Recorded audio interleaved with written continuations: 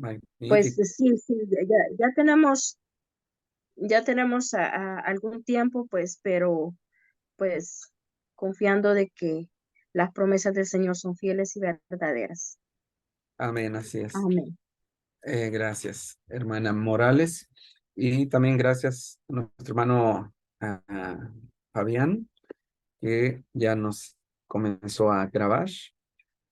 Bueno, pues si les parece, en el receso nos seguimos presentando para dar paso a nuestra clase. Disculpen que tengo un poco de tos, pero vamos a hacer nuestro mejor esfuerzo para compartir la clase. Así que pues ya hemos orado, ya hemos puesto este tiempo en manos de Dios y que su Espíritu Santo sea que nos enseñe, que nos dirija a través de este contenido de la clase.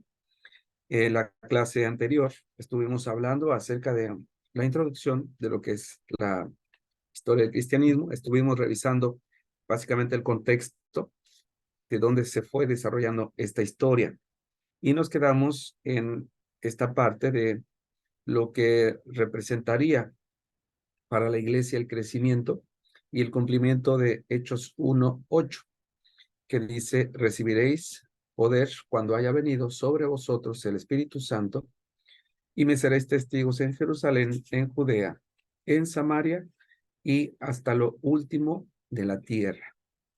Y como podemos observar en toda la narrativa de Hechos, nos damos cuenta que en Jerusalén se predica el Evangelio durante los primeros capítulos, hasta el capítulo 7 aproximadamente. Posteriormente se va extendiendo el Evangelio a Judea y a Samaria hasta el capítulo 11, y a partir del capítulo 11, verso 19, se da a conocer el Evangelio hasta lo último de la tierra.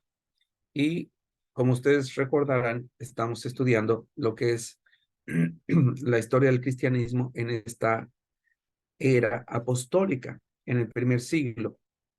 Y hablamos que básicamente el, el primer siglo, perdón, el primer siglo, perdonen ustedes,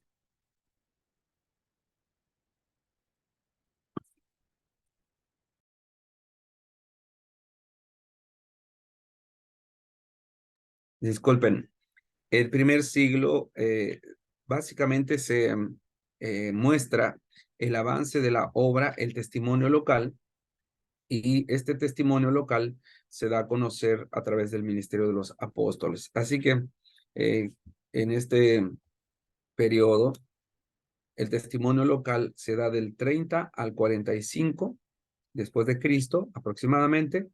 Posteriormente, del 45 al 68, el periodo se caracteriza por la expansión misionera, y del año 68 hasta el 100 después de Cristo, la última tercera parte de este periodo, está caracterizado por su crecimiento occidental. Creo que en el contexto donde se encuentran ustedes, pueden percibir la parte occidental, tiene que ver con lo que es Roma y lo que es esta parte de la Europa.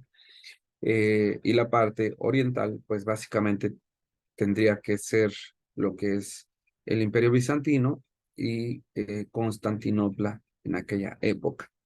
Así que para describir un poquito cada uno de estos tres periodos, comenzamos con el periodo del testimonio local, y en la Biblia encontramos que el Espíritu Santo, una vez que bautizó a la iglesia, los apóstoles continuaban predicando. Llegó un momento que se nombraron a los diáconos ayudaban a los apóstoles, y entre los diáconos estaba Esteban, y el Espíritu Santo los revistió de la gracia, del poder, de ser denodados para poder predicar con firmeza, con valor.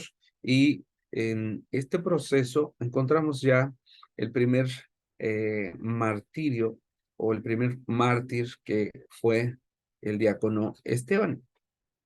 Y Esteban, de alguna manera, fue firme en predicar el evangelio. Ahí estuvo atestiguando. Ustedes recordarán, el apóstol Pablo todavía no era apóstol, era Saulo, el fariseo de fariseos de la tribu de Benjamín, ¿verdad?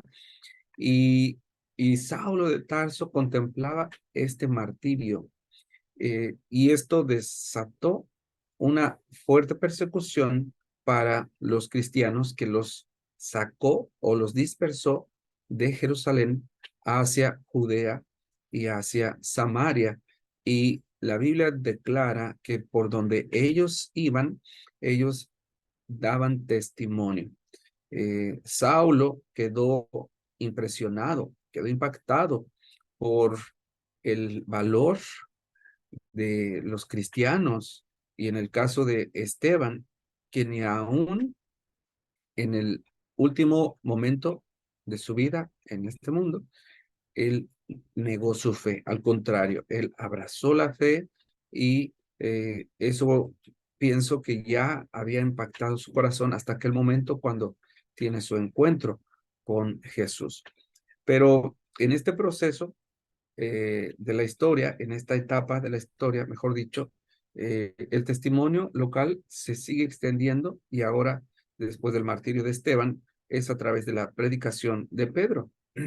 Pedro básicamente pensaba que era solo compartir a los judíos, hasta aquel momento cuando tiene la visión, ¿verdad?, de que tiene que ir a la casa de Cornelio, y va a la casa de Cornelio, y allí Cornelio era un centurión romano, él era gentil, no era judío, y asombrado Pedro eh, observa cómo Cornelio recibe este mensaje del evangelio, y también el Espíritu Santo lo bautiza.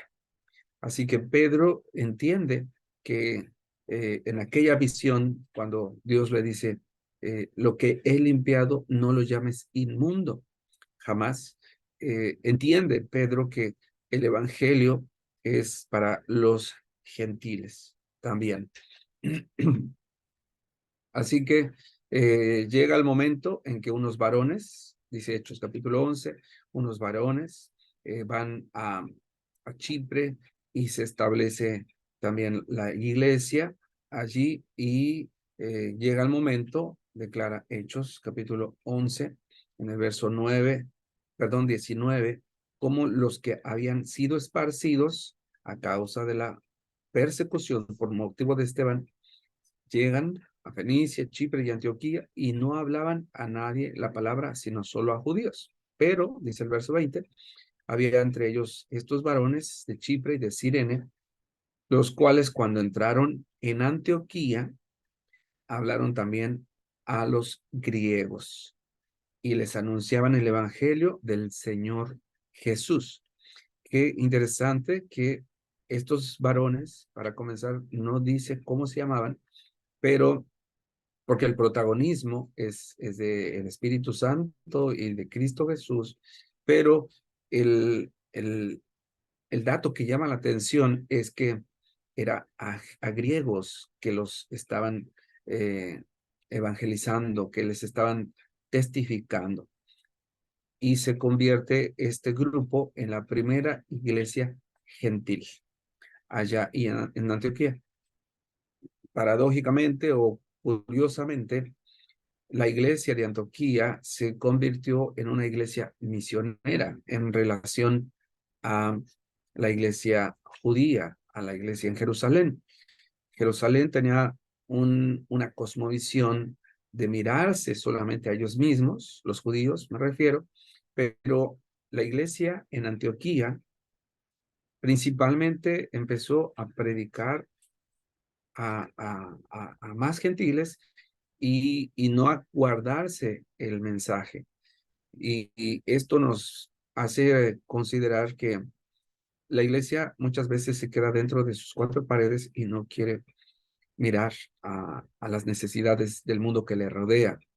Queremos hacer solamente actividades en nuestra iglesia, convivios, confraternidades, campamentos, congresos, convenciones, retiros, etcétera. No estoy diciendo que sea mal, está muy bien, pero muchas veces el activismo de las iglesias se limita a hacerlo todo a las cuatro paredes, cuando en realidad hemos sido comisionados para ir.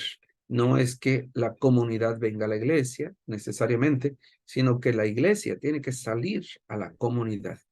Y hay hospitales, hay cárceles, hay orfanatos, hay asilos de ancianos, hay parques, hay calles, colonias, lugares donde se necesita ir, abrir células en los hogares, células evangelísticas, etcétera. No solamente es atraer las actividades dentro de las cuatro paredes de la iglesia, en el templo específicamente, sino que necesitamos salir, regalar despensas, regalar ropa, quizá usada en buenas condiciones, llevar pan a los hospitales, orar por los enfermos, etcétera. Y esto es lo que yo puedo aprender de la iglesia de Antioquía. Continuando con este periodo, viene después esta conversión de Saulo de Tarso, que ya habíamos mirado que desde el martirio de Esteban había sido pues ya el comienzo del trato de Jesús hacia Saulo. Y Saulo, cuando se convierte, creo que todos sabemos en la narrativa de la Biblia, en Hechos, él tiene su encuentro con Jesús, Jesús le dice, Saulo, ¿por qué me persigues? Y en ese momento Saulo responde, ¿quién eres, Señor? Bueno, para cortar los detalles, Saulo, en este llamamiento que tiene de parte del Señor Jesús, sumado a toda la preparación que él tenía, porque era fariseo, y un fariseo conocía muy bien la ley mosaica, conocía muy bien las escrituras, es decir, desde Génesis hasta Malaquías, que para los judíos es el Tanakh, y Saulo, que es mismo Pablo, conocía perfectamente bien las escrituras. Entonces, este celo que también lo caracterizaba, porque él realmente perseguía al cristianismo, a los seguidores de Jesús, porque en su celo de guardar la tradición de Moisés, la ortodoxia de lo que las escrituras indicaban, él no aceptaba, porque no entendía, desde luego, hasta que Jesús tiene su encuentro con él, no entendía que la revelación, ese misterio que mismo Pablo después describe, de que Cristo Jesús fue manifestado en carne, ¿verdad? Y que él realmente, él era el Mesías y es el Mesías prometido, anunciado por los profetas. Así que la experiencia de Saulo en su calidad de conocedor de la ley y en su calidad de ser muy dedicado, muy determinado en su vocación, sumado al llamado que Jesús, al encuentro impresionante que Jesús tuvo con él, pues proveyó el fondo para, o las bases para la segunda etapa del desarrollo del cristianismo. Entonces, el periodo del testimonio local, ahí se marca con el llamamiento de Saulo y viene después el segundo periodo de testimonio que viene siendo el periodo de la expansión misionera. Solo que no me responden, ahí está. Y se inicia una nueva dirección al testimonio. Recordamos que en Hechos capítulo 13 estaban ministrando al Señor, ¿verdad? Y había profetas, había maestros, y ahí estaba eh, Pablo y estaba Bernabé. Y realmente el que colaboró mucho para incorporar en, en el círculo apostólico a Pablo fue Bernabé. Prácticamente Bernabé fue el mentor de Pablo, aún con todas las credenciales que él ya tenía. Y en ese pasaje de Hechos capítulo 13, Dios por medio del Espíritu Santo, dice, apartadme a Bernabé y a Saulo para la obra a la cual los he llamado. Se refería a la obra misionera. Entonces comienzan los viajes misioneros. En su momento, Pablo va adquiriendo cada vez la, ah, la, la figura central en estos viajes misioneros, que se estima que fueron desde el 45 después de Cristo hasta el 58 después de Cristo. Hasta ese momento, cuando fue arrestado en el templo de Jerusalén. Y durante estos años de viaje misionero, el apóstol Pablo escribió 2 cartas a la iglesia en Tesalónica, primera y segunda Tesalonicenses, 2 cartas a la iglesia en Corinto, primera y segunda de Corintios, una carta a la región de Galacia, a las iglesias que estaban en Galacia, y la carta a los romanos. Así que se escribieron estas cartas, perdón, ya no había pasado, eh, hasta el momento en que fue arrestado, y después de su prisión en Roma, en el año 61 aproximadamente, escribió las cartas conocidas como Filemón, Colosenses, Efesios, conocidas como las cartas de la prisión o epístolas de la prisión. La tradición sugiere que posiblemente lo dejaron libre por otro periodo de tiempo, y la tradición entiende que pudo haber ido hasta España precisamente a un viaje en donde él continuó predicando, hasta que fue puesto prisionero otra vez en Roma alrededor del año 67. Antes de su muerte, a manos de Nerón, él escribió la segunda carta a Timoteo. Una carta que realmente me llena de nostalgia, me consterna. Es cuando Pablo dice, he peleado la buena batalla, he acabado mi carrera, he guardado la fe, por lo demás me espera la corona, y no solo a mí, sino a todos los que esperan la venida de Jesús. Es impresionante cuando miramos todo el contexto de esta segunda carta a Timoteo, y nos alienta a terminar bien. Lo importante no es empezar bien, es bueno empezar bien en el cristianismo, en nuestra profesión de fe, en nuestro llamado a servir en la obra de Dios, pero más importante es terminar bien. Así que entre los primeros y segundos viajes misioneros, Pablo y Silas asistieron a un concilio en Jerusalén, que se estima que fue alrededor del año 50, y durante este periodo, que se cierra con la muerte del apóstol Pablo en Roma, aproximadamente en el año 68 después de Cristo, se escribieron otros 9 libros que son parte del Nuevo Testamento, libros y cartas. Entre ellos fueron Santiago, la epístola de Santiago, Marcos, Mateo, Lucas, Hechos, Primera de Pedro, Judas, Segunda de Pedro y Hebreos, y muy posiblemente en ese orden.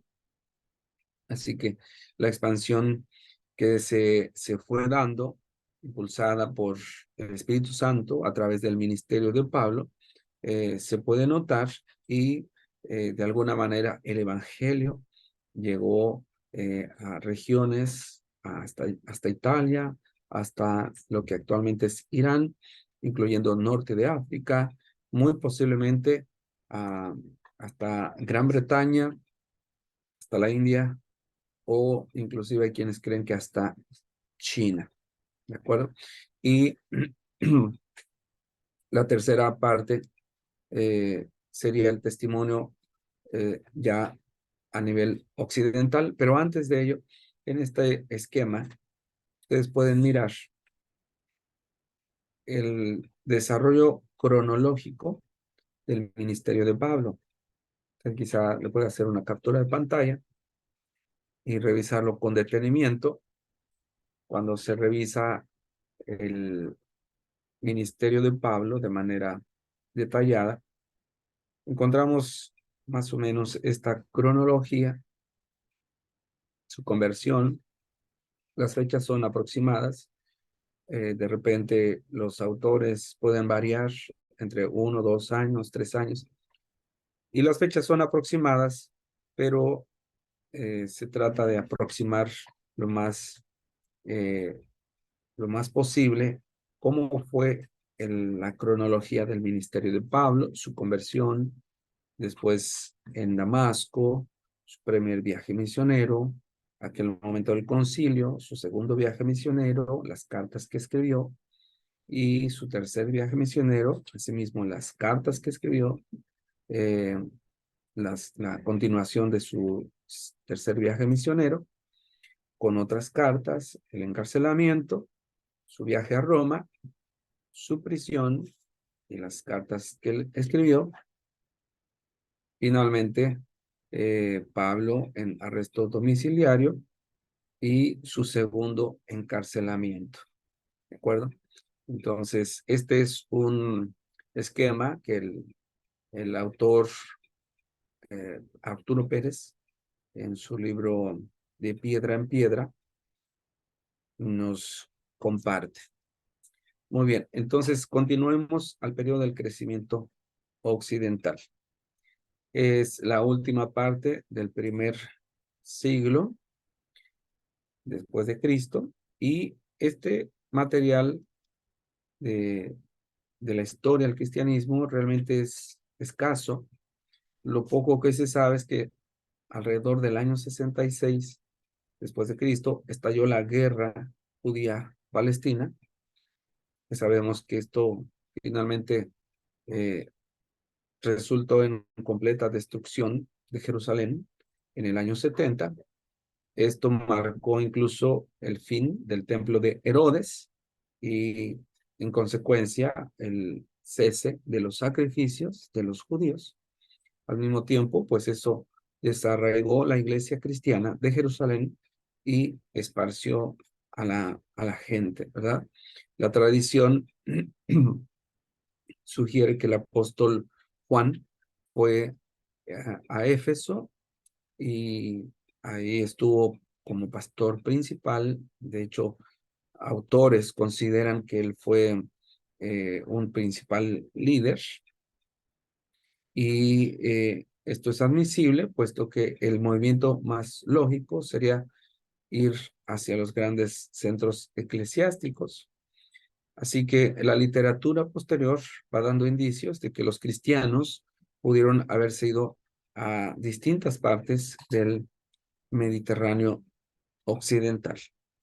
Y la tradición inclusive sugiere que el cristianismo allí en Gran Bretaña eh, fue dada a causa de que uno de los soldados, según cuenta la tradición y describe el doctor Justo González, según la tradición, uno de los soldados que custodiaban al apóstol Pablo escuchó el mensaje de Pablo y ya cristianizado fue transferido a una guarnición en Gran Bretaña, y allí comenzó a testificar y se organizó una iglesia cristiana. Posiblemente esta es la razón por la que hasta Gran Bretaña llegaron las buenas nuevas del Evangelio, y, y de la misma manera pudo haber sido extendido el Evangelio al norte de África y a todas partes. Hay quienes creen que inclusive desde Hechos capítulo 2, cuando había personas de diferentes nacionalidades al mirar, y el Pentecostés, el derramamiento del Espíritu Santo, y a escuchar el mensaje de Pedro, eh, se infiere, se deduce que regresaron a sus lugares de origen y continuaron predicando. Así que los eruditos conservadores atribuyen 5 libros en este último fin del siglo, que sería el apóstol Juan, que escribió Juan, primera, segunda y tercera de Juan, Juan y Apocalipsis. Entonces, estos libros básicamente contienen las advertencias contra un cristianismo que ya para ese entonces se estaba queriendo diluir, en el sentido de retornar a prácticas antiguas como el judaísmo o como a lo mejor un evangelio no tan comprometido, que al momento de ser perseguidos o al momento de mirar el peligro de morir por causa de su fe, algunos posiblemente negaban de su fe, o inclusive la amenaza de las filosofías paganas, las filosofías gnósticas, las filosofías docetistas, etcétera. Entonces, el evangelio en ese periodo que prácticamente ya había esta persecución, aunque todavía no era una persecución a nivel imperial, pero sí estaba siendo un, una causa para que muchos se debilitaran en su fe, pues habían visto morir a sus líderes, a los apóstoles, a los pastores, que habían dado a conocer con radicalidad el mensaje del evangelio. Y al ver que sus líderes, muchos de ellos están siendo capturados, muchos de ellos se han muerto, básicamente los apóstoles para este momento, ya a finales de este primer siglo, prácticamente ya habían muerto. El último de los apóstoles en morir fue Juan. Entonces, hay razón por la que el evangelio fuera amenazado por estas circunstancias y se comenzara a diluir. Eh, por cierto, se cree, según la tradición, que Juan, el apóstol, fue desterrado a la isla de Patmos en esta persecución que Domiciano comenzó, aunque antes se sabe, de acuerdo a la tradición, que él fue sometido a una tortura al introducirlo en una tina hirviendo con aceite, pero que milagrosamente él sobrevivió. Lo cierto es que fue un momento crítico, un momento de crisis, ¿verdad? Hasta antes de la muerte del último.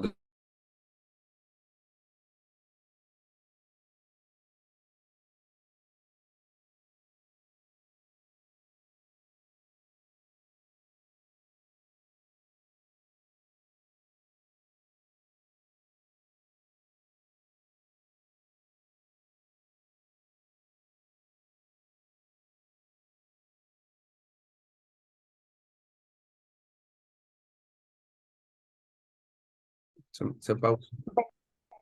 Buenas noches, un Gracias. momento que tiene como la señal mala. Ok, ya está grabando nuevamente. Entonces, les mencionaba que las marcas distintivas de los ministerios oficiales, como era el apóstol, el pastor, el diácono, las marcas distintivas eran los dones dados por el Espíritu Santo a sus vidas. Los dones, la dirección del Espíritu Santo, pero también la disposición de ser usados por Dios. Ellos eran líderes. También podemos considerar el ministerio de los evangelistas, ¿verdad? El ministerio que algunas, por ejemplo, las hijas de Felipe eran profetisas, ajá, pero es como parte del fluir de los dones del Espíritu Santo, ¿verdad? El profetismo. Así que hay quienes consideran que las ordenanzas, básicamente, eran el bautizo en agua y la cena del Señor, ¿verdad? Eran símbolos conmemorativos y si queremos entonces considerar más acerca de la doctrina básica era el carácter mesiánico de Jesús, su resurrección y su segunda venida. Entonces, ustedes recordarán que hay un ensayo que pueden seleccionar para hacer sus tareas y habla acerca de las doctrinas, ¿verdad? Del primer siglo y cómo es que se mantienen vigentes hasta el siglo XXI. Bueno, aquí ya están algunos ejemplos en las ordenanzas, el bautizo, la cena del Señor, básicamente, y también la resurrección de Cristo, la segunda venida de Cristo, ¿verdad? Esto es parte de las doctrinas iniciales y ustedes pueden inclusive considerar el bautismo con el Espíritu Santo, ¿verdad? Aunque esto ya evolucionó con mayor fuerza alrededor del año siglo XVII, pero era una experiencia que ya se vivía en el siglo primero, es decir, el bautizo del Espíritu Santo con la evidencia de hablar en lenguas. Y así ustedes pueden ir mirando cuáles son las doctrinas principales, básicas, fundamentales del primer siglo. Por ejemplo, se puede hablar acerca de la de la Trinidad. Ustedes pueden considerar en el bautizo de Jesús, el Padre habla, el Espíritu Santo está en forma de paloma, Cristo es presente, y bueno, ustedes pueden considerar más pasajes. A lo mejor cuando Pedro dice, tú eres el Cristo, el Hijo del Dios viviente, y Jesús le contesta, no te lo reveló carne ni sangre, sino el Padre que está en los cielos.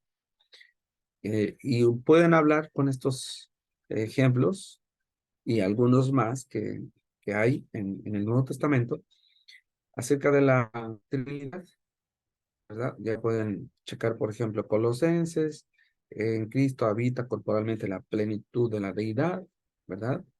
Y bueno, hay en todo el Nuevo Testamento suficientes bases bíblicas para hablar de la doctrina de la Trinidad. Así que le estoy sugiriendo como ejemplo lo que podrían incorporar a su ensayo, ¿verdad? Si es que seleccionan esto del tema de las doctrinas del primer siglo.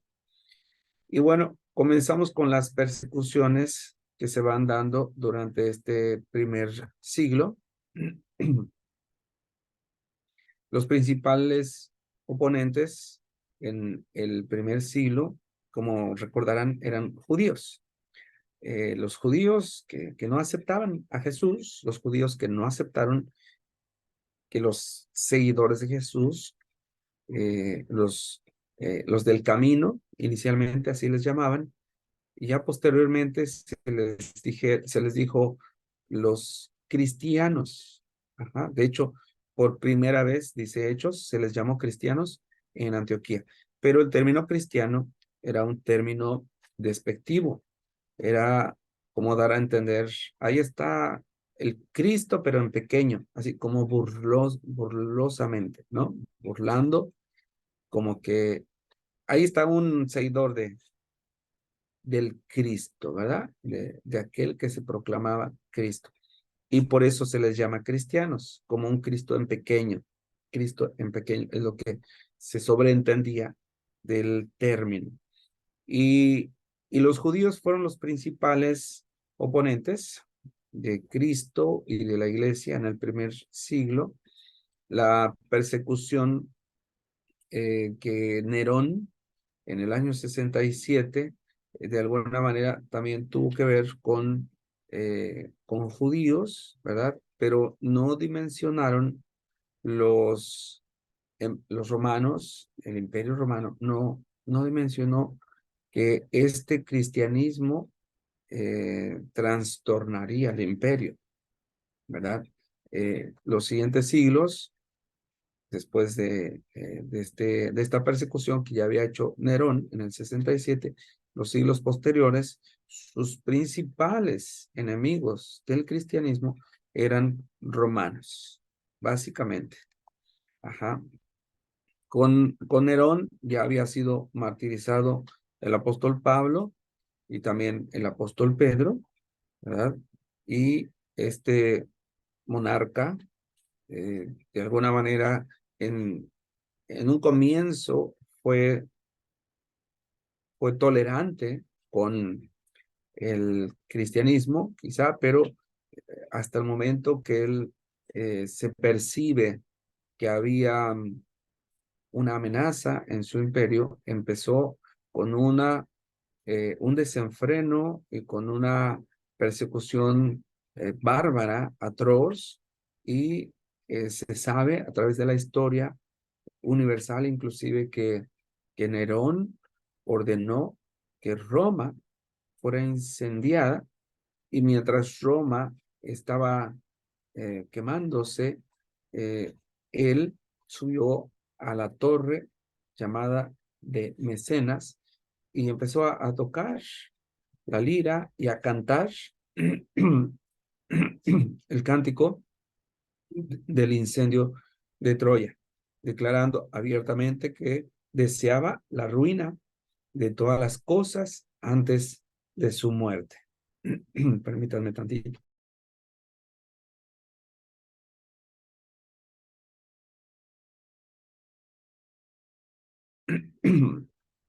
Cuando Nerón descubrió que su conducta era censurada y que era profundo el odio de las personas hacia él, entonces Nerón decidió inculpar a los cristianos.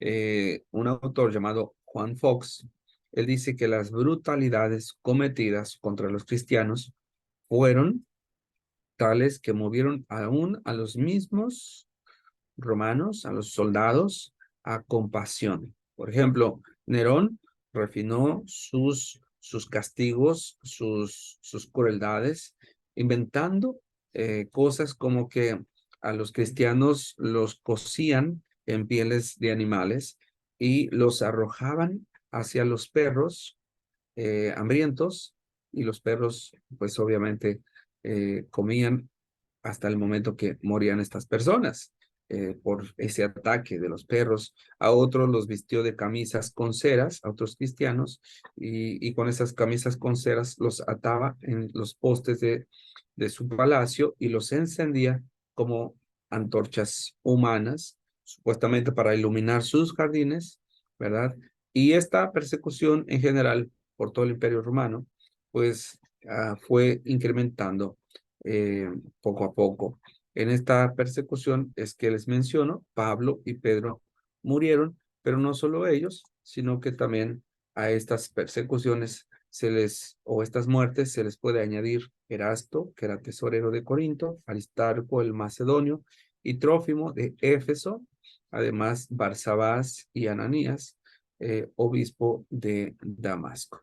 En síntesis, Nerón había escogido a los cristianos como chivos expiatorios, y Nerón, como castigo, pues los trató de esta manera hasta el momento en que la historia cuenta que Nerón, Nerón se quitó la vida a sí mismo, porque fue finalmente repudiado por muchos romanos y señalado como un tirano caprichoso y loco.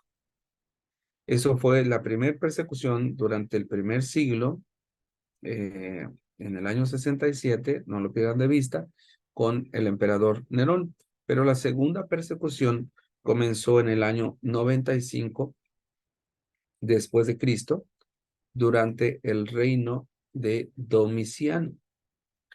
Y esta segunda persecución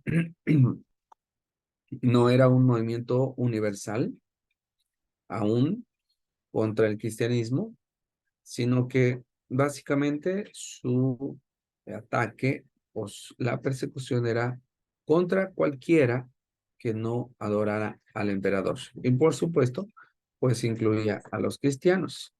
Así que entre los numerosos mártires que sufrieron esta persecución estaban Simeón, obispo de Jerusalén, que fue crucificado, y Juan, que ya les mencioné, que se sabe, de acuerdo a la tradición, que fue hervido en aceite y después desterrado a la isla de Patmos. Después del primer siglo, la oposición al cristianismo, pues ya fue tomando otras formas más generalizadas y ya para el segundo siglo realmente fue esta persecución a través de un antagonismo popular, a través de asaltos intelectuales y a través de persecución física. Estos tres aspectos de persecución o de oposición al cristianismo lo vamos a ir desglosando uno a uno. Pero no pierda de vista que la persecución física ya comenzó, pero como la palabra lo dice, esto es apenas el comienzo, porque vendrá una mayor persecución para el cristianismo. Antes de mencionar lo que es el segundo siglo y tercer siglo, me gustaría recalcar que hasta el año 100, vamos a considerar, después de Cristo, ya al haber muerto los apóstoles, lógicamente no hay literatura apostólica, no hay escritos inspirados, ¿verdad? Entonces, lo que en la Biblia encontramos en el Nuevo Testamento fue escrito hasta la muerte del último apóstol, ¿verdad? Y esto es algo que necesitamos tener presente. Y yo no sé si ustedes saben o han escuchado cómo murieron los apóstoles, pero hay un escrito de John Fox o de Juan Fox que se llama El libro de los mártires, y Juan Fox declara que según la tradición, los apóstoles, prácticamente todos, fueron mártires del Evangelio. Por ejemplo, se habla de Jacobo el Mayor, el hermano de Juan, de los hijos de Zebedeo, que fue decapitado en el año 44 después de Cristo. Un escritor de aquel tiempo, Clemente de Alejandría, uno de los padres de la iglesia, Clemente de Alejandría dice que cuando Jacobo estaba siendo conducido al lugar de su martirio, su acusador fue llevado al arrepentimiento, cayendo de rodillas para pedir perdón, profesándose cristiano y decidiendo que Jacobo no iba a recibir en solitario la corona del martirio, y por esa razón ambos fueron decapitados juntos. ¿Qué le parece? Esto es con Jacobo el Mayor. De Juan, ya mencioné cómo fue Juan, y de Tomás, llamado el Dídimo, según la tradición, predicó el evangelio en la India, hasta donde los sacerdotes paganos, llenos de ira, lo martirizaron y lo atravesaron con una lanza. De Simón el Celote, se dice que predicó en Mauritania, África y España, y después en ese lugar fue crucificado. Marcos, obispo de Alejandría, predicó en Egipto y fue arrasado por el fuego arrastrado al fuego, perdón, con cuerdas. Bartolomé predicó en la India y tradujo el Evangelio de Mateo en el idioma de allá. Fue golpeado con palos, fue crucificado y fue decapitado. Hay quienes consideran que posiblemente fue martirizado en Armenia, pero no necesariamente contradice la misión que él llevó a cabo en la India. Andrés predicó en Etiopía donde fue crucificado por mandato del gobernador de aquel lugar, y Andrés, que se confrontó con él para informarle que hay un juez supremo. Cuando el gobernador lo amenazó con crucificarlo, Andrés respondió diciendo que no habría predicado la honra y la gloria de la cruz si le temiera a la muerte en la cruz. ¿Qué les parece? Y cuando vio su cruz, le saludó expresando su amor por ella y su anhelo de abrazarla.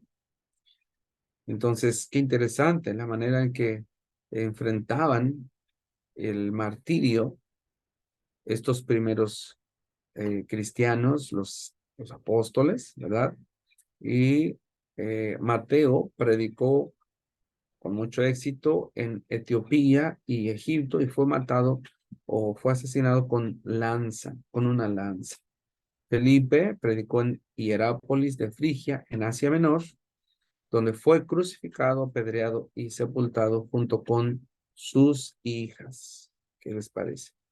Jacobo, el hermano de Jesús, Santiago, vivió como un estricto judío, líder de la iglesia en Jerusalén, disfrutando el respeto de muchos líderes judíos, pero a la edad de 99 años fue golpeado y fue apedreado por los mismos judíos y finalmente le golpearon en el cráneo, en la cabeza, y fue lo que le llevó a la muerte. Dicen que con ese golpe le abrieron el cráneo. Pedro fue crucificado de cabeza porque él dijo que no se sentía digno de morir en la misma forma que su Señor Jesús. Así que probablemente Pedro llegó a Roma y murió allí alrededor del año 64 después de Cristo. Sin embargo, la tradición no afirma necesariamente que Pedro haya fundado la iglesia en Roma, y esto es como nota aclaratoria en el sentido de que el catolicismo romano, el catolicismo romano afirma que Pedro estuvo allí y que fundó la iglesia. Muy bien, entonces esto es, como pueden escuchar, eh, un, eh, un ejemplo de máxima devoción, un ejemplo de amor eh, sacrificial, amor sin reservas al Señor Jesucristo. Y nos debe llevar a considerar en nuestro presente qué tanto amamos a Jesús, ¿verdad? Porque es el fuego de la tribulación, el fuego de las pruebas, lo que acrisola nuestra fe y que de alguna manera nos lleva a aflorar. Realmente, cuán decididos estamos en seguir a Jesús. Y como les mencionaba, eh, una vez que mueren los apóstoles, para este primer siglo, el Nuevo Testamento estaba ya completo en su escritura. Toda aquella otra literatura que pudiera haber surgido, que realmente surgió, pues ya no gozaba de la autoridad apostólica. En consecuencia, ya no era alguna literatura inspirada. Pudiera ser que sí narraba hechos históricos, o podría servir inclusive como una descripción de las circunstancias de la iglesia del primer siglo, no dudamos de eso, pero lo que sí es cierto y se puntualiza es que no era escritura o no eran textos inspirados, no eran textos apostólicos, y en ese sentido no entraron en el canon del Nuevo Testamento, aunque el canon del Nuevo Testamento se fue desarrollando a partir del segundo y tercer siglo, y es alrededor del año 350. Hay quienes, porque realmente no hay un dato exacto, hay quienes dicen que solamente entre el, eh, entre el 350, hay quienes podían inclusive pensar antes, pero lo cierto que no hay una fecha exacta, solo se considera que es a partir del segundo y tercer siglo que el canon se fue desarrollando. ¿Y qué sucedió? Que los principales padres de la iglesia, los apologetas, se daban cuenta de la autoridad apostólica de esos escritos. Esto significa que si había una evidencia clara de que ese escrito fue realmente con la autoridad del apóstol que se dice que lo haya escrito, entonces lo aceptaban. Y para eso, pues la tradición oral contaba mucho. Es decir, por ejemplo, Juan el apóstol fue el, el maestro de Policarpo de Esmirna. Y Policarpo de Esmirna, que recibió instrucción directa del apóstol Juan, Policarpo, por tradición oral, le enseñó a su siguiente discípulo, que se dice que fue Irineo, Irineo de Lyon. Y así sucesivamente, de maestro a alumno, se iba afirmando y se iba de manera eh, eh, segura transmitiendo el evangelio y confirmando que X escrito de algún apóstol realmente tenía esa veracidad, esa confirmación, esa autoridad apostólica, ¿verdad? Y así fue que es por tradición oral, desde luego con los estándares del canon, es decir, que haya sido inspirado, que sea dinámico para transformar vidas, que sea universal, que haya sido auténticamente escrito por un apóstol y que haya sido eh, usado por, la iglesia en el primer siglo. Entonces, el mismo canon o el mismo proceso, la misma dinámica en el seno de la iglesia fue dando la certeza, la seguridad de que los libros del Nuevo Testamento que hoy conocemos, cartas y libros, realmente gozan de esa fidelidad, de ese respaldo. Amén. Muy bien. Es la hora del receso. Después del receso podemos comentar un poquito de esta primera sección. Así que pueden tomar 10 minutos de receso y regresamos con algunos comentarios de parte de ustedes. Dios les bendiga. Le puede poner pausa, hermano. Ustedes pueden participar. Vamos a escuchar sus opiniones, sus reacciones a esta clase, nuestra primera parte. Adelante.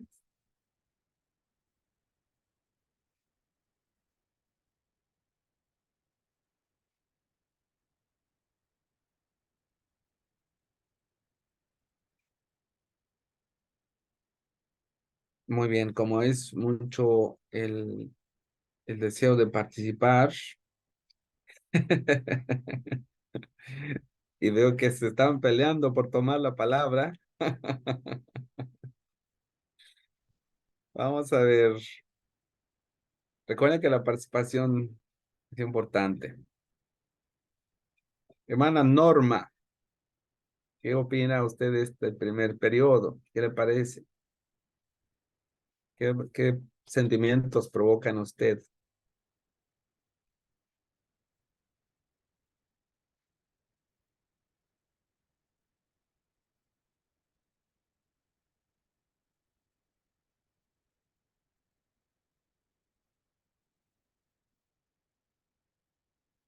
¿Está ahí, hermana?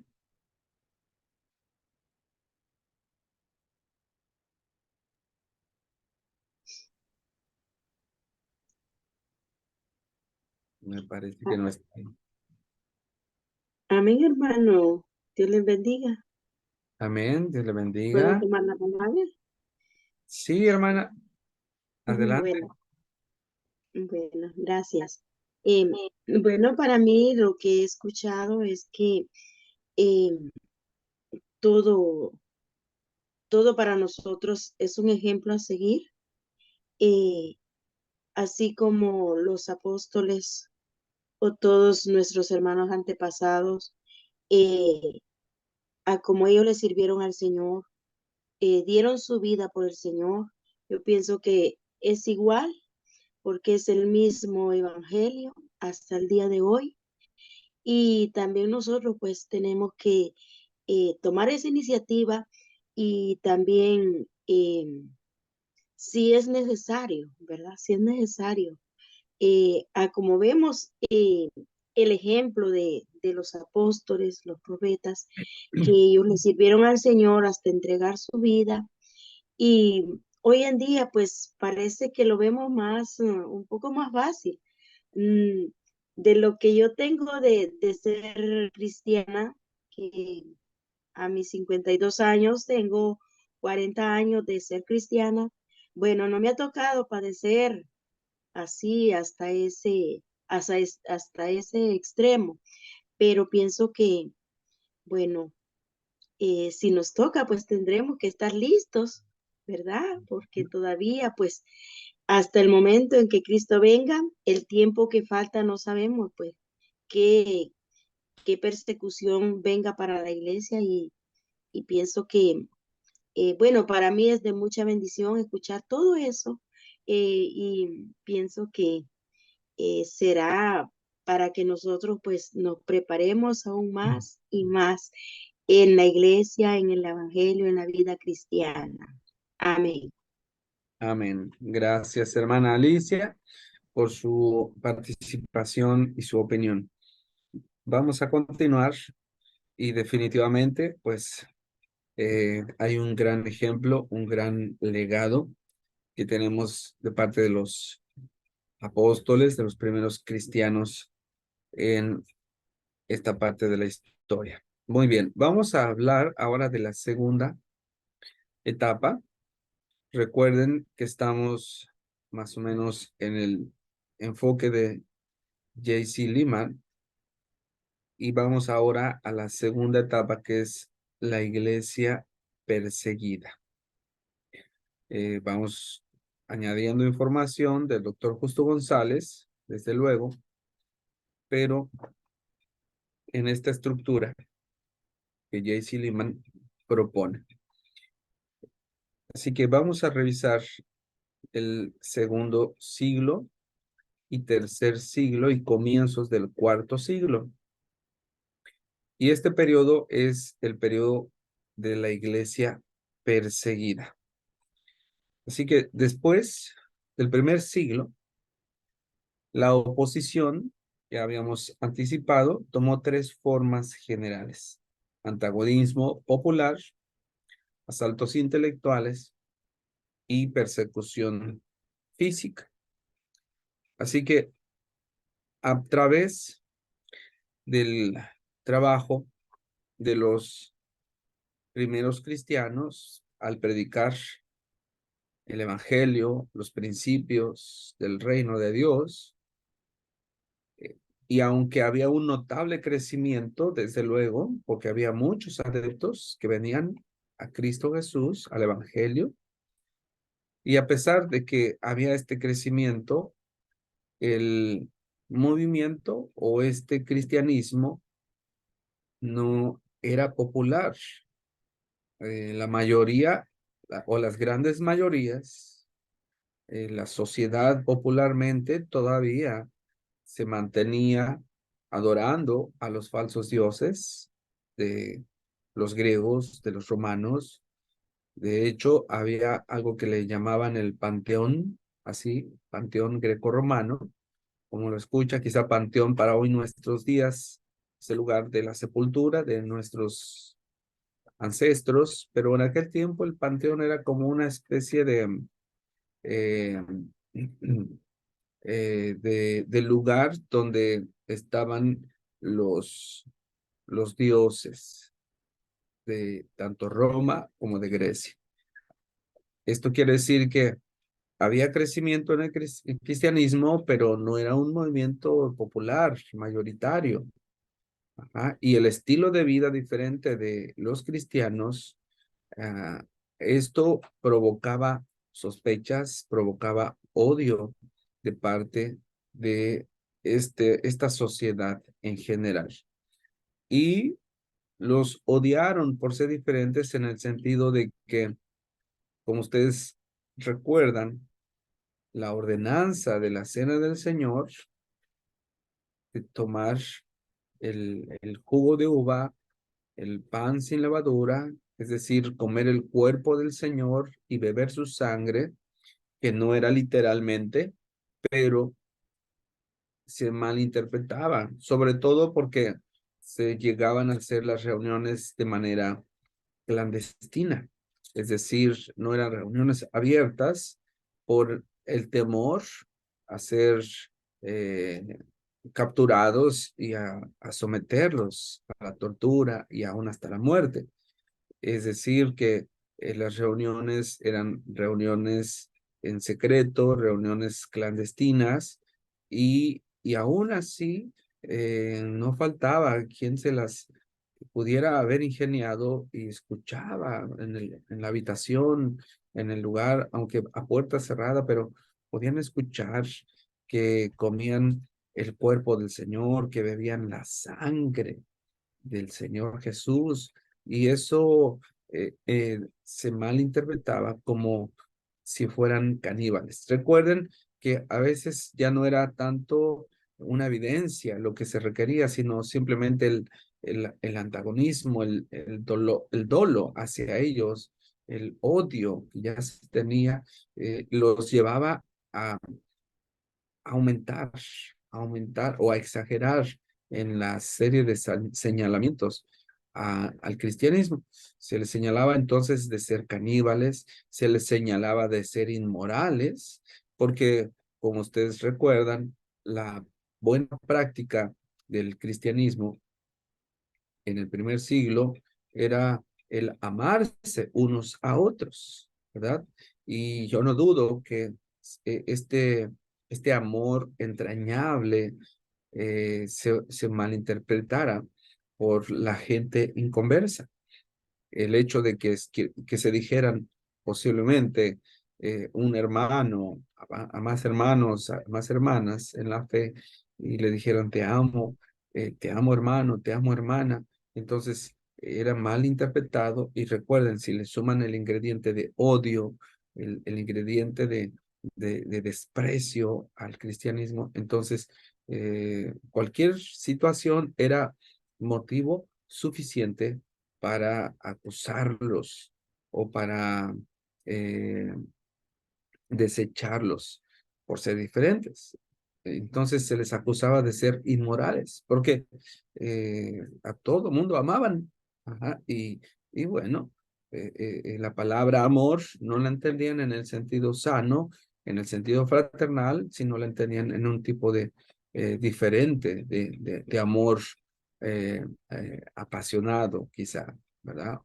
Entonces, también se les acusaba, aparte de llamarlos caníbales, de llamarlos inmorales, se les llamaba perdón, se les acusaba de brujería, de ocultismo, y es que como ellos practicaban este ritualismo de la Cena del Señor, y como les menciono, estaban haciendo eh, sus reuniones a puerta cerrada, entonces despertaba curiosidades, despertaba sospechas, y por eso se les señalaba, es que hacen cosas allí escondidas, son brujos, hacen magia, cosas así. Y los cristianos, pues como no asistían a los torneos y espectáculos greco-romanos, entonces se les malmiraba. ¿Ah? Y se les decía que ellos eran antisociales, se les llamaba así, antisociales, ¿verdad? Inclusive se les decía que son enemigos de de la humanidad o enemigos de la raza humana. Ajá. Y entonces se les negaba a vivir eh, en alguna manera con sus libertades de fe, libertades de culto, eh, y por eso el odio se despertaba. Además, se culpó al cristianismo de las catástrofes naturales. Se dice que durante el segundo siglo ocurrieron inundaciones, ocurrieron temblores y otras catástrofes naturales.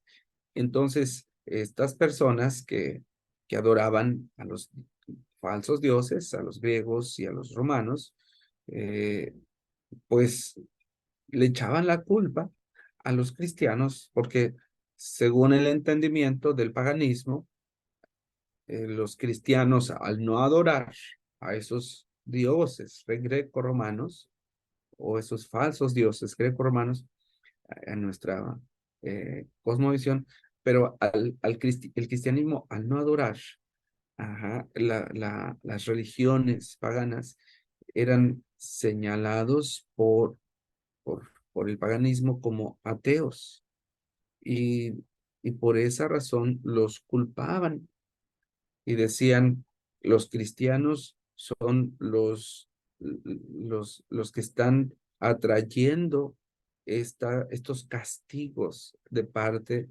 de los dioses romanos, de parte de los dioses griegos. Los cristianos son los que están disgustando a los dioses y por eso nos castigan. Ajá, y los acusaban de ser ateos. ¿Verdad?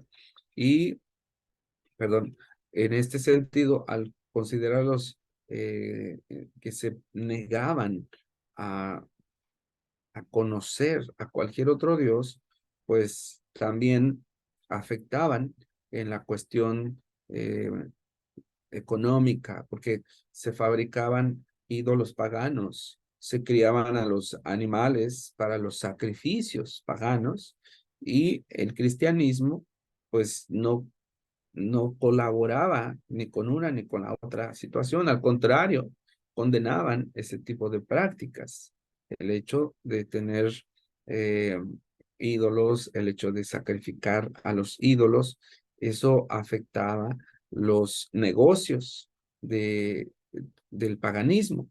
Ajá, y pues por eso los acusaban de ser ateos. Y esta es la manera en que se expresaba el antagonismo popular al cristianismo. Recuérdese, segundo, tercer siglo, principios del cuarto.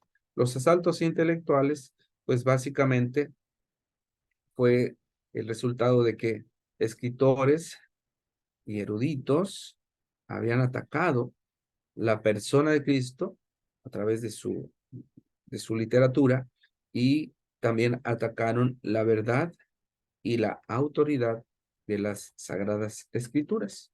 Entonces, estos ataques, por eso se llaman asaltos intelectuales, estos ataques básicamente era para negar los milagros de Cristo, para negar la resurrección de Cristo, una situación que se fue eh, desarrollando también, inclusive en la Edad Media y después de la Edad Media. Pero para estos siglos segundo y tercero después de Cristo, ya se estaba comenzando a atacar con más fuerza. En el primer siglo también sucedió, pero fueron pequeños brotes, ajá, de que se negaba la resurrección de Cristo corporal.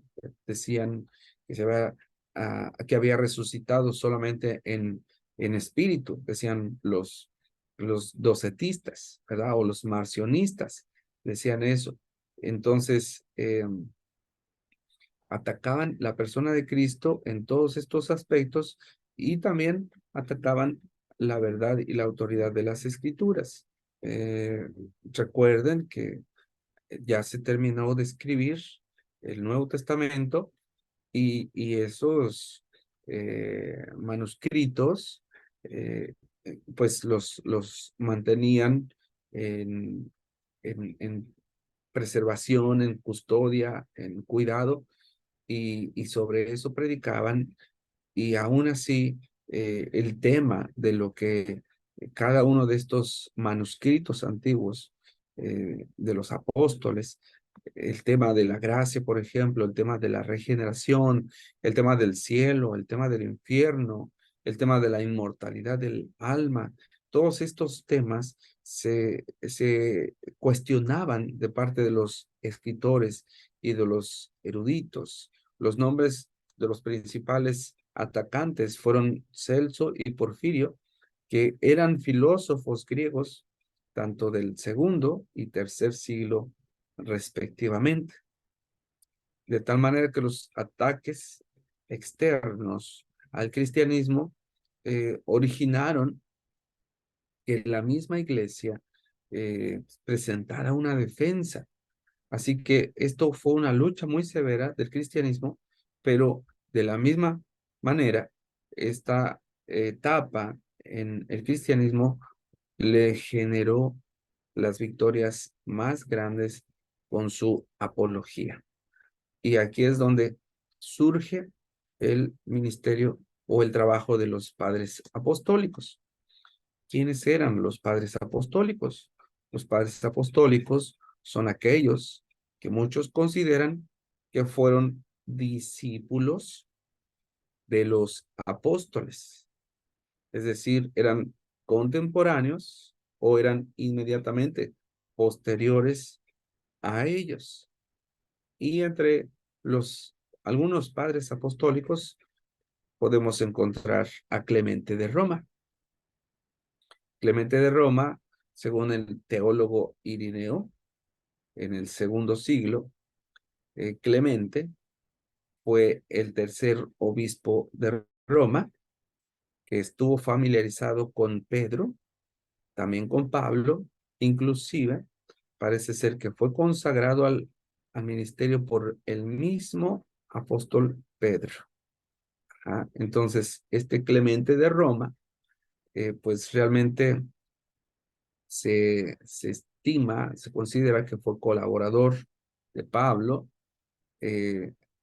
La epístola que el apóstol Pablo escribió a los Corintios en el 96, hay quienes creen que fue en el 96, hay quienes creen que no fue en el 96, pero esta epístola, perdón, del apóstol, no del apóstol, de Clemente, la epístola que escribió Clemente a los Corintios es una fuente valiosa de información sobre la vida, doctrina y organización de la iglesia primitiva, la iglesia cristiana. Entonces, él es uno de los principales padres apostólicos, repito su nombre, Clemente de Roma, y como ya se dieron cuenta, él posiblemente escribió una epístola de Clemente, ¿verdad? Otro de los padres apostólicos es Ignacio de Antioquía, como su nombre ya lo menciona, no es que se apellide así, sino que laboró allí en Antioquía, según la tradición, fue obispo de Antioquía y mártir, y fue, según la tradición, fue discípulo de Juan el Bautista.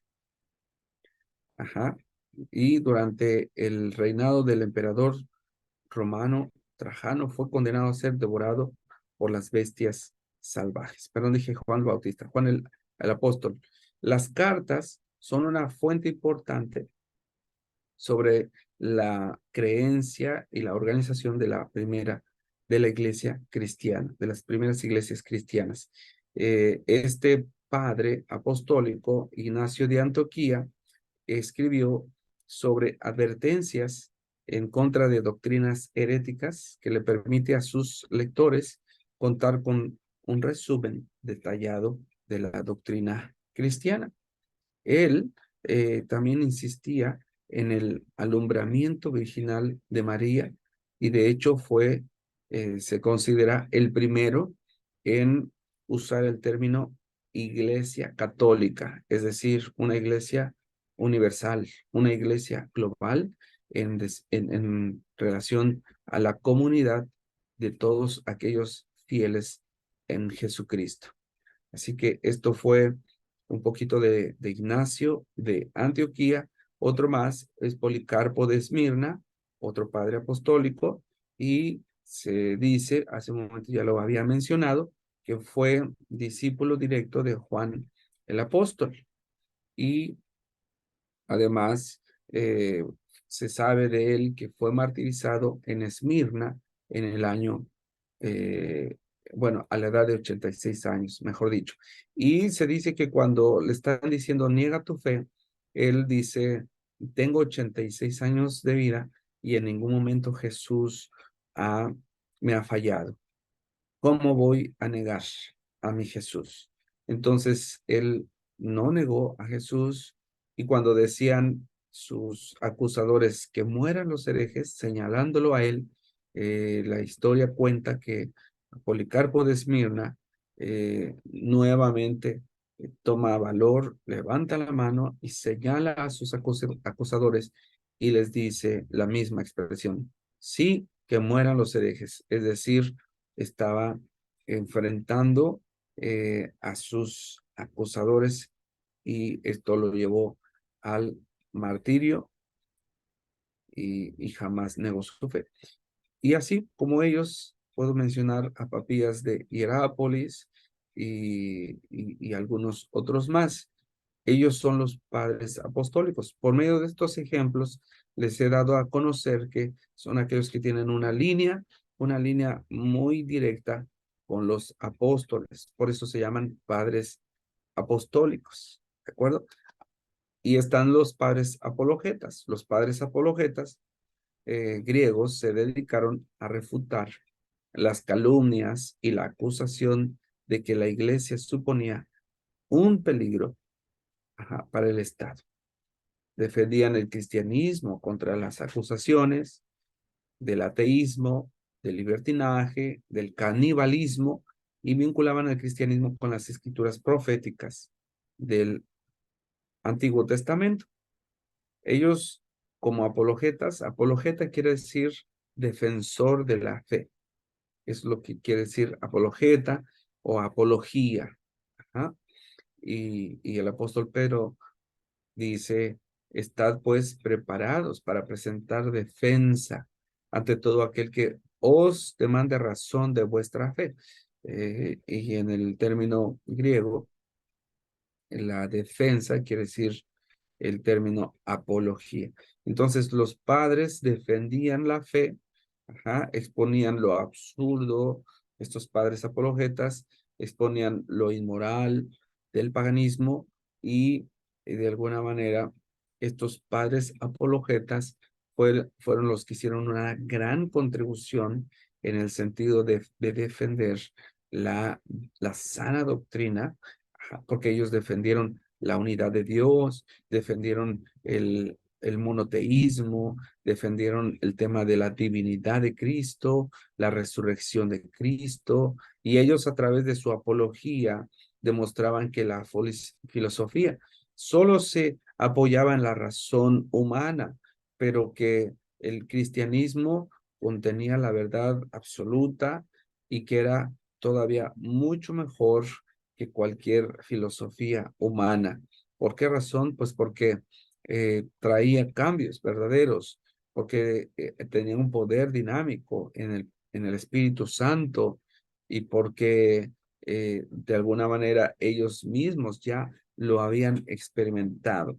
Así que los padres apologetas se puede decir que eran los primeros teólogos de la iglesia y que en alguna manera, en lugar de que el helenismo o las filosofías griegas trajeran al cristianismo influencia, fue todo lo contrario. Los padres apologetas fueron los que cristianizaron al helenismo. Los padres apologetas cristianizaron a la cultura griega. No permitieron que la cultura griega penetrara a ellos. No, no, no. Ellos fueron los que influenciaron, es decir, ellos cristianizaron el helenismo. Y de esta manera, en general, pues los apologetas defendían el cristianismo en contra de todo tipo de acusaciones, ¿verdad? El principal apologeta fue Justino Mártir, ¿verdad? Este apologeta, Justino Mártir, escribió obras como la Apología, así se llamó, o el Diálogo con Trifón, que también fue otro escrito de él. Pues los ataques literarios sobre el cristianismo durante el periodo ya hemos mencionado no fueron completamente malos, porque hicieron comprender a los líderes cristianos que eran necesarios un canon autorizado y una definición de creencias. Así que fue bueno en ese sentido porque ahí es donde se dieron cuenta que era necesario el canon. ¿Y qué es el canon? Canon quiere decir vara de medir o regla de medición. Y en este sentido quiere decir que se iba a examinar, a medir, a considerar qué escritos eran auténticos, escritos de la literatura del primer siglo. Y ahí es cuando el canon, como ya había mencionado, empieza su proceso de revisión, su proceso inclusive de afirmar cuáles sí realmente eran auténticos y cuáles no eran escritos por los apóstoles, sino por un pseudo apóstol y que inclusive podían tener contradicciones y que podían, de hecho, a lo mejor tener anacronismos, es decir, diferencias en tiempo, en lugar. Así que el canon es un estándar de medición. Se, se revisan estos criterios si cada uno de los libros o epístolas de la literatura del primer siglo cubrían estos requisitos o estas características que ya les mencioné. Básicamente era pues que tuviera la autoridad apostólica, que a través como ya vimos, de la tradición oral se conociera quién lo escribió por el maestro o por el maestro del maestro, etcétera. Y en el sentido general, pues que fuera inspirado por Dios, ¿verdad? Que hubiera sido usado, reunido y leído por la iglesia primigenia, la iglesia del primer siglo, ¿de acuerdo? Entonces tenía que tener ese carácter o ese requisito de ser apostólico, de ser dinámico, de ser usado por la iglesia. Y esto es básicamente, entre otras cosas, lo que el canon estuvo realizando. Pero ¿por qué se vio la necesidad del canon? Pues por esta obra eh, de los... eh, de los apologistas al mirar las amenazas del ambiente pagano de aquel tiempo.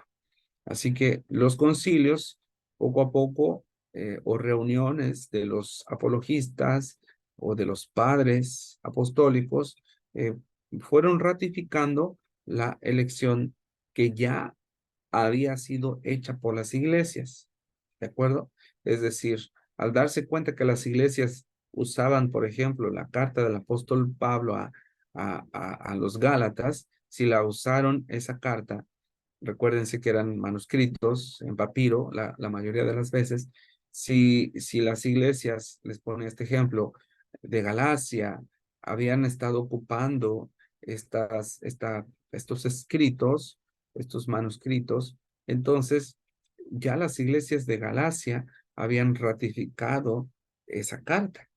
Y si esa misma carta se leyó posiblemente en las iglesias de otros puntos, quizá en Esmirna, quizá o sea, hablo ya del segundo siglo, tercer siglo, entonces las iglesias en el uso de ese contenido fueron las que ratificaron la elección de lo que fuera uno u otro libro y carta del Nuevo Testamento. Así que, como ya mencioné hace un momento, no se tiene precisa la fecha o el reconocimiento de cuándo comenzó y cuándo terminó el canon del Nuevo Testamento. Pero lo cierto es que sí, se trabajó y los principales encargados fueron los padres apologetas, la obra de los padres apostólicos y la ratificación de las iglesias. Así que bajo la dirección del Espíritu Santo podemos sintetizar las varias iglesias reunieron estos escritos de los apóstoles, de los cristianos primitivos, y se formó el canon de los libros inspirados. Y los cristianos empezaron a preparar de manera paralela cortas declaraciones de fe que podrían ser aprendidas de memoria con facilidad. Y así es como surge, así es como surge el credo apostólico. Y ustedes tienen acá en esta imagen el credo apostólico. Y dice, creo en Dios, Padre Todopoderoso, Creador del cielo y de la tierra. Creo en Jesucristo, su único Hijo, nuestro Señor, que fue concebido por obra y gracia del Espíritu Santo, nació de Santa María Virgen, padeció bajo el poder de Poncio Pilato, fue crucificado, muerto y sepultado, descendió a los infiernos y al tercer día resucitó de entre los muertos, subió a los cielos, perdón que le corté ahí, y está sentado a la diestra de Dios, Padre Todopoderoso, y desde allí ha de venir a juzgar a los vivos y a los muertos. Y además creo en el Espíritu Santo, la Santa Iglesia Católica, la comunión de los santos, el perdón de los pecados, la resurrección de la carne y la vida eterna. Amén. Así que, como mencioné, los cristianos empezaron a preparar cortas declaraciones de fe que podrían ser aprendidas de memoria con facilidad. Y por esa razón existe este credo apostólico.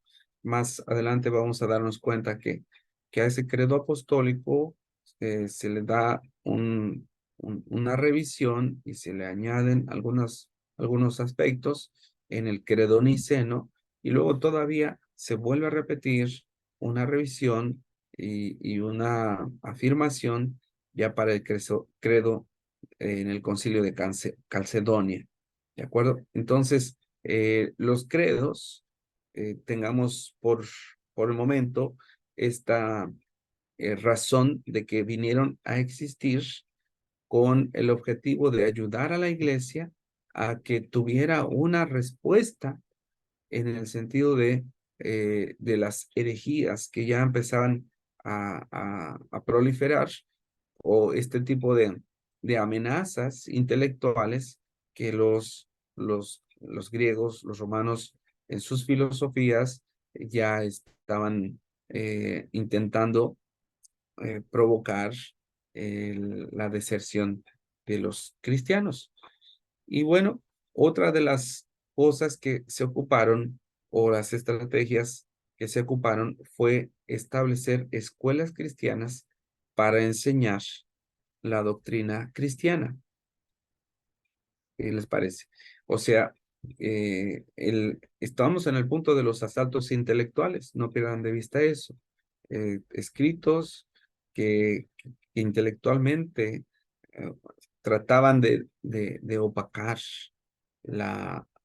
el contenido del Evangelio, los escritos de los apóstoles, y es por eso que padres apostólicos, padres apologetas, en la dirección del Espíritu Santo, empiezan el canon, empiezan a preparar estos credos o reglas de fe, que así también se le llamaba, y establecen escuelas cristianas para enseñar la doctrina, la sana doctrina. Y qué bueno, mis hermanos, que podemos darnos cuenta de estos aspectos en los primeros siglos de la historia del cristianismo, porque hoy no es diferente. Hoy también necesitamos, bajo la dirección del Espíritu Santo, eh, reconocer que hay verdades absolutas de la palabra de Dios. Necesitamos reconocer que hay una declaración de fe, inclusive. La Iglesia de Dios de la Profecía tiene su declaración de fe. La mayoría de las iglesias cristianas tienen su declaración de fe porque son necesarias en virtud de que hay amenazas ideológicas todavía al presente en el siglo XXI y necesitamos hacer la obra de apologetas, es decir, de, de dar respuesta ante todo aquel que demande razón de nuestra fe. Por eso la importancia también de que se abran estos espacios de aprendizaje, estos seminarios, estos institutos, ponerlo al alcance de la mayoría de nuestros hermanos en las iglesias, desde los pastores, líderes, miembros, para que a través de las escuelas cristianas se enseñe la palabra de Dios, se enseñe la sana doctrina, se enseñe teología y podamos mantener nuestra línea de predicación del Evangelio de una manera, eh, pues, firme, ¿verdad? Y sin quedarnos a la deriva ante cualquier amenaza intelectual.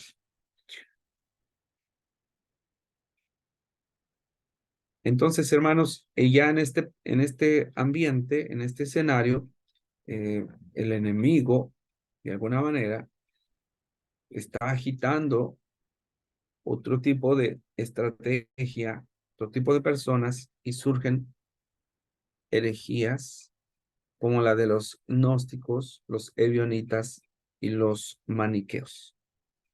Los gnósticos, básicamente, eran personas que creían que del Dios Supremo, los gnósticos creían que del Dios Supremo emanaba un gran número de deidades inferiores, algunas benéficas, otras malignas, y por medio de estas emanaciones, según los gnósticos, se creaba una mezcla del bien y del mal, y en ese sentido, los gnósticos, ellos consideraban que Cristo había sido una de esas emanaciones y por lo tanto, cuando moró o habitó en ese cuerpo, pues sí era de naturaleza divina, pero ellos pensaban que al momento de que Cristo ya había muerto, esa emanación ya se había desprendido de él y por eso cuando Cristo resucita, ellos, los gnósticos, junto con los docetas, con los marcionistas, ellos enseñaban que Cristo había resucitado solamente en apariencia, solamente como un fantasma, solamente en forma espiritual, y a ellos pues los confronta el apóstol Juan. Así que ellos como gnósticos tenían un poco de mezcla de creencia marcionista, de creencia docetista, y básicamente en esta mezcla de creencias, pues refutaban que Cristo Jesús haya resucitado en carne y sangre. Los ebionitas eran un grupo de cristianos judíos que insistían en las leyes y costumbres judaicas. Y ellos rechazaban los escritos del apóstol Pablo. Ellos inclusive reconocían de manera gradual que los escritos de Pablo al considerar a los gentiles como cristianos, no estaba bien. Así que los ebionitas estaban más orientados a un judaísmo. La palabra hebrea ebionita significa pobre. Entonces eran muy, en ese sentido, legalistas, muy judaicos. Y los maniqueos, termino con esto, los maniqueos enseñaban que el universo se componía de dos reinos, el reino de luz, el reino de las tinieblas, y que cada uno luchaba por el dominio de la naturaleza del hombre. Ellos rechazaban a Jesús, pero creían en un Cristo celestial. Imagine, había una contradicción en ese sentido, pero rechazaban la persona de Jesús, creían en ese Cristo celestial y eran severos también en su práctica ascetista, renunciaban al matrimonio y, bueno, se cree que Agustín fue el más grande teólogo de la iglesia, pero antes de ello había sido maniqueo en su conversión. Así que, queridos hermanos, hasta aquí vamos a hacer un alto. Estaremos hablando más adelante de los grupos montanistas que se les puede señalar como una secta, pero realmente no era una secta. Y terminaremos después con el tema de la persecución física. Por el momento, pues no sé si quieren hacer alguna pregunta o comentario antes de orar para ser despedidos.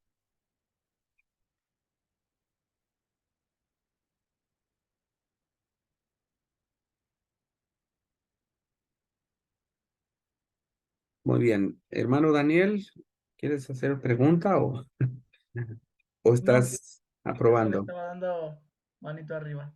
Ok, gracias. Gusto saludarte, hermano Daniel.